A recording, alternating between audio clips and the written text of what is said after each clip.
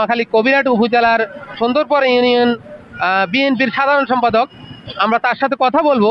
তিনি এত কষ্ট করে নোয়াখালী বিভাগ চাই বাস্তবায়ন কমিটির উদ্যোগে যে মানববন্ধন অনুষ্ঠিত হবে, সেই মানববন্ধনে যোগদানের জন্য তিনি এসেছেন। আমরা তার কাছে জানতে চাইবো। আমরা ঢাকাতে এসেছি নোয়াখালী বিভাগের দাবিতে।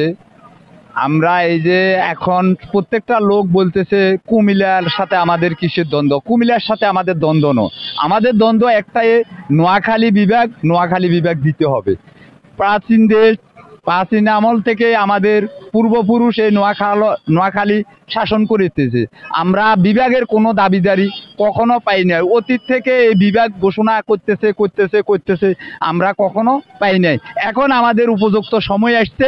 আমরা নোয়াখালী বিভাগের দাবিতে আন্দোলন করতে সেই নোয়াখালী থেকে এখন আমরা ঢাকার উদ্দেশ্যে রওনা দিছি। এখন আমরা অনেকগুলা গাড়ি ঢাকার উদ্দেশ্যে নোয়াখালী থেকে আসি, এইমাত্র পৌঁছছি। এখন আপনাদের কাছে বা আমরা পৌঁছার কারণে আপনারা আমাদের সাক্ষাৎকার নিতেছে, তাই আপনাদের মাধ্যমে আমরা সারা বাংলাদেশের মানুষকে জানিয়ে দিতে চাই যে নোয়াখালীর মানুষ ঢাকা শহরে আজকে আনাচে কানাচে ভরে গেছে শুধু নোয়াখালী বিভাগের দাবিতে।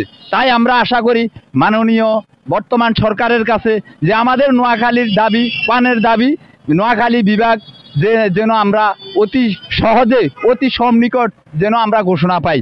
এইটুকু আমরা আমাদের কোনো যে কে কাকে নদের, কুমিল্লা আমাদের বিরোধী দল নয়, কুমিল্লা আমাদের প্রতিদ্বন্দ্বিতা নয়।